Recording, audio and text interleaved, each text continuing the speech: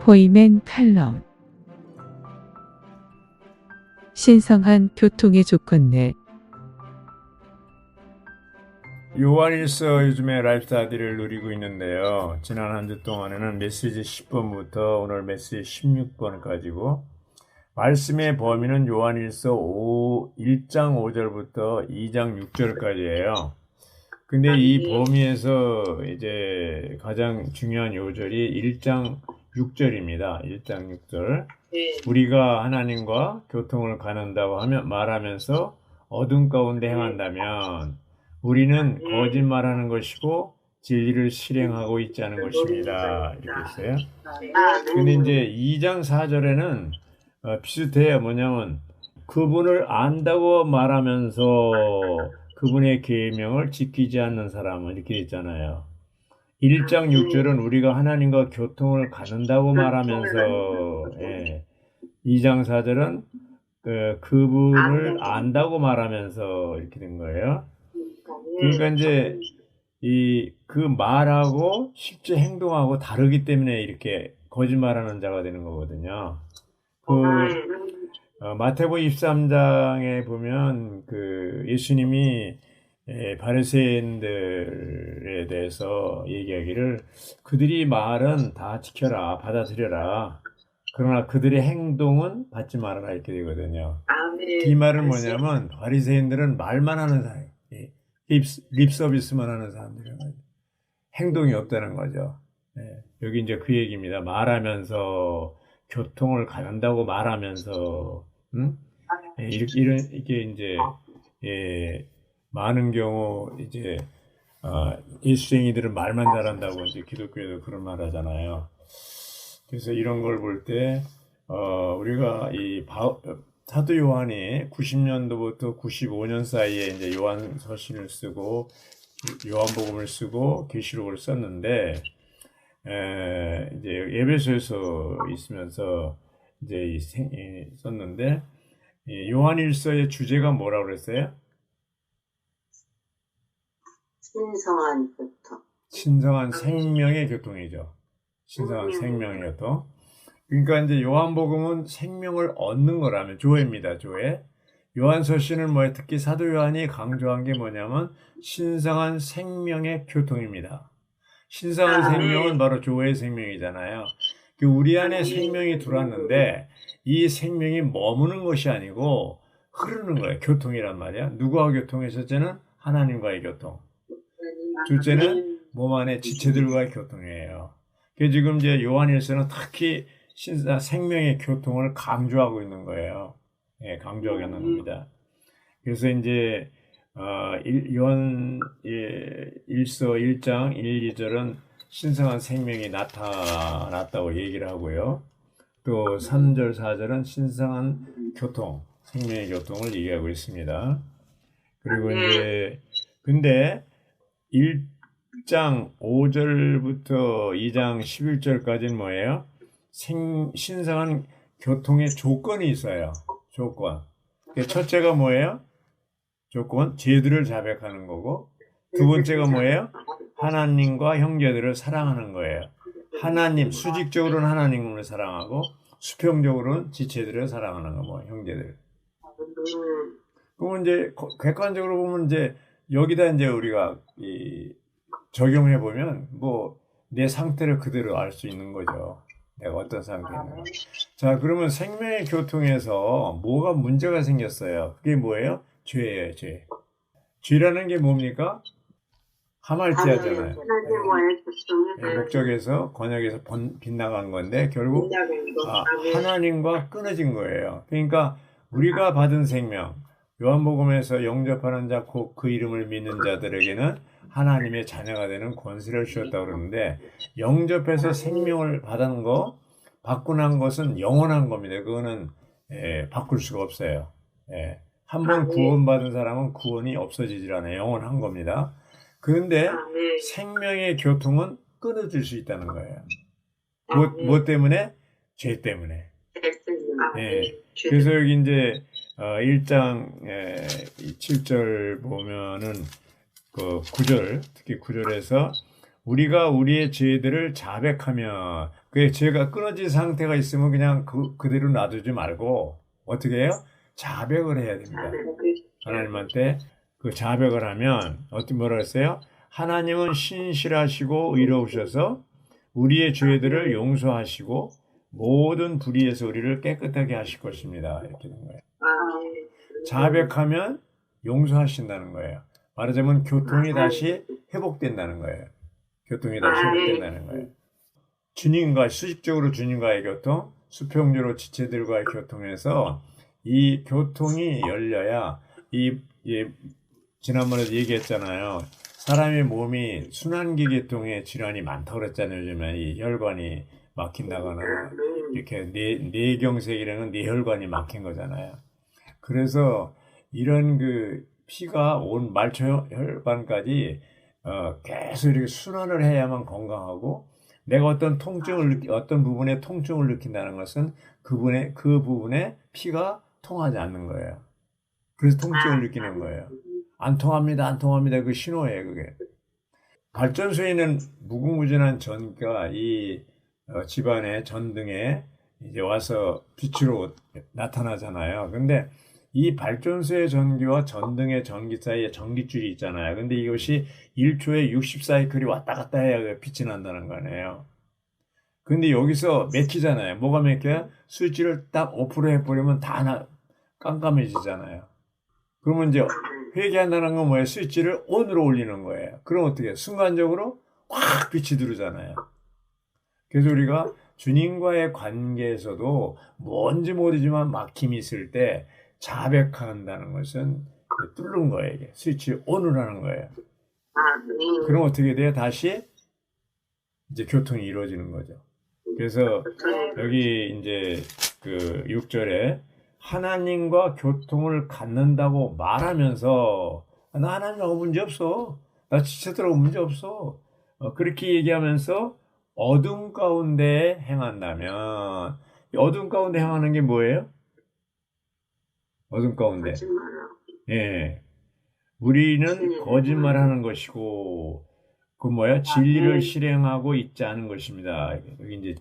여기 진리를 실행하는 얘기가 나오는데 계속 이 사도 요한이 강조하는 게 말만 하지 말고 실행을 강조하고 있어요. 실행하라. 네.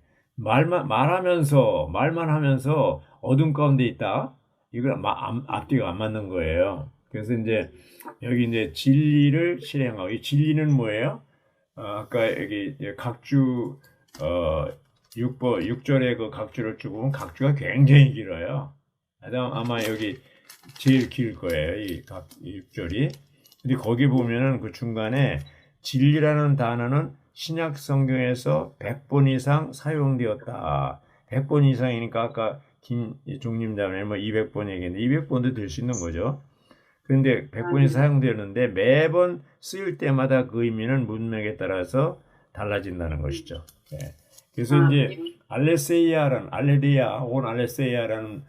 단어가 진리라는 단어가 어떤 때는 진리로 번역이 되고 어떤 때는 실제로 번역됩니다.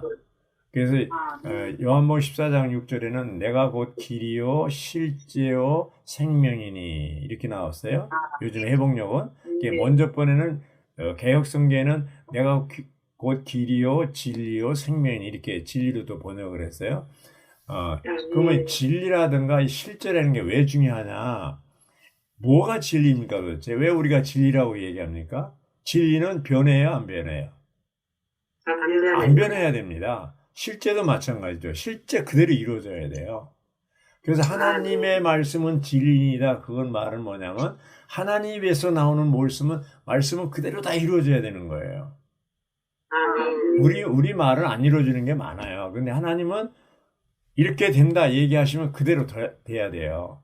자, 구약 시대의 모든 예언이 신약에 다 성취된 거예요. 예. 예수님이 이제 마태복음 24장이라든가 25장에 예언적인 말씀을 했잖아요. 또 계시록에도 또 말씀을 하잖아요. 예언적인 말씀을 하잖아요. 그러면 그런 것들이 이루어질까요? 안 이루어질까요? 반드시 다 이루어집니다. 반드시 다 이루어집니다. 그렇기 때문에 진리인 거예요. 그렇기 때문에 실제인 거예요. 아멘. 세상적인 어떤 수학적인 진리, 과학적인 진리는 바뀌어요. 근데 하나님의 진리는 한 번도 바뀐 적이 없어요. 하나님이 창세기 아담을 창조하실 때 창조 목적을 얘기했잖아요. 하나님의 형상과 모양대로 사람을 지었잖아요. 그건 뭐 두 가지 목적이 있죠. 하나는 하나님을 담아서 표현하는 것이고, 두 번째는 사탄을 다스리는 거잖아요. 모든 만물을 다 다스리는 거잖아요.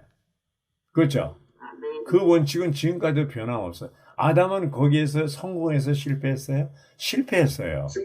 선악 지식의 나무 열매를 먹었기 때문에. 그러나 마지막 아담, 2000년 전에 마지막 아담, 하나님 사람으로 오신 예수님 어떻게 했어요? 성공했잖아요.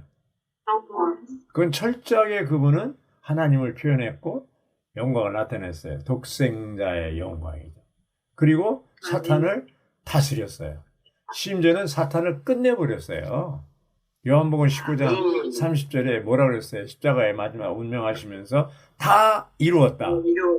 그 말은 뭐예요? 다 끝내버렸다 이렇게 된 거예요.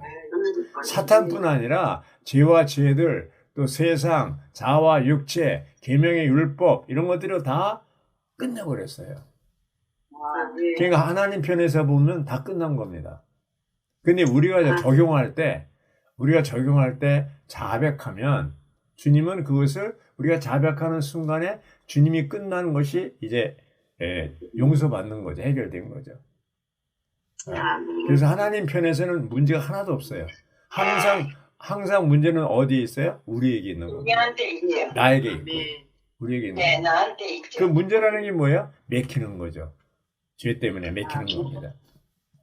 그래서 우리는 다른 지체들을 상처를 주기도 하고 하고 시침이 뚝뚝이고 아무 일이 없는 것처럼 행동한다면 자기를 속이는 거라고 거짓말하는 거라고 했어요. 그래서 이제 네. 여기 보면은 맞습니다. 이 거짓말하는 것이라는 말을 이제 6절에도 하고 또 1장 6절에도 하고 2장 4절에도 똑같이 말을 해요. 지키지 않는 사람은 거짓말하는 사람이에요. 진리가 있지 않습니다. 이 거짓말이 요한복음 8장 44절에 보면 거짓말하는 사람마다 뭐예요? 사탄에게 속한 거. 사탄은 뭐예요? 거짓말쟁이 아비라고 그랬어요.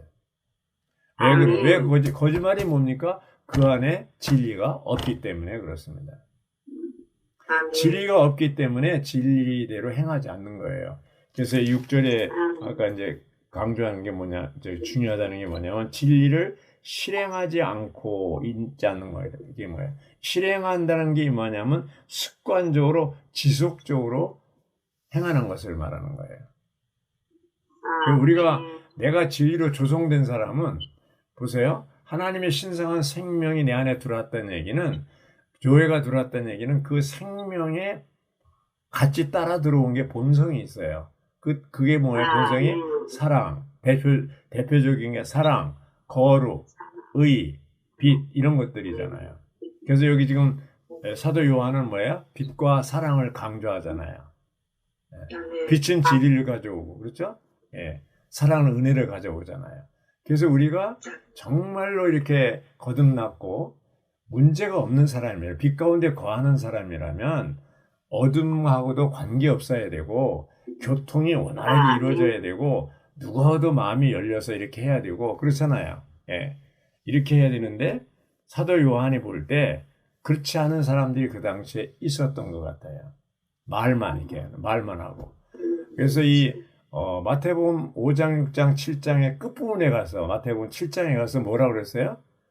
예수님이 내 말을 듣고 행하는 사람은 반석 위에 지은 집 같고 말은 듣긴 들었는데 행치 않는 사람 모래 위에 지은 집 같다고 했어요. 그러니까 또 고린도 후서 5장 10절에 그리스도 심판대가 있어요. 심판대. 거기 잘 읽어보세요. 각각 자기가 행한 대로 이제 심판을 받는다고 그랬어요. 보상과 징계를 받는다는 행한 대로. 이 말한 사람은 안 통해요. 행한 사람들. 그래서 우리가 교회 생활 가운데에서 예수님과 바리새인들이 차이점이 뭐예요? 바리새인들은 말은 잘해요. 근데 행함이 없어요. 예수님은 언행이 일치된 분이에요. 그래서 우리가 교회 가운데 정말 이런 그 신실하다는 것은 언행, 신실하다는 것은 뭐예요? 약속한 것을 지키는 것이고 또 처음과 나중에 끝까지 이렇게 말한 것을 지키는 거예요. 하나님은 신실하시다. 아, 네. 신실하신 하나님 뭐예요? 하나님은 약속하신 것을 반드시 지키는 거예요. 아, 네. 하나님은 끝까지 변함이 없어요. 그게 신실한 거예요. 하나님의 사랑은 네. 우리의 사랑은 바뀌지만 하나님 우리를 사랑하는 변함이 없어요. 아가페예요. 아, 네. 그래서 우리가 정말 이 교회 안에서 이렇게 신실한 사람들, 이 1장 6절에 있는 것처럼 하나님과 교통을 갖는다고 말하면서 어둠 가운데 행하지 않고 우리는 거짓말하는 것이 그렇게 하면 거짓말하는 사람이라고 그랬잖아요. 진리를 습관적으로 행하고 그렇죠? 이런 사람들이 됐으면 좋겠습니다. 아멘. 할렐루야. 네.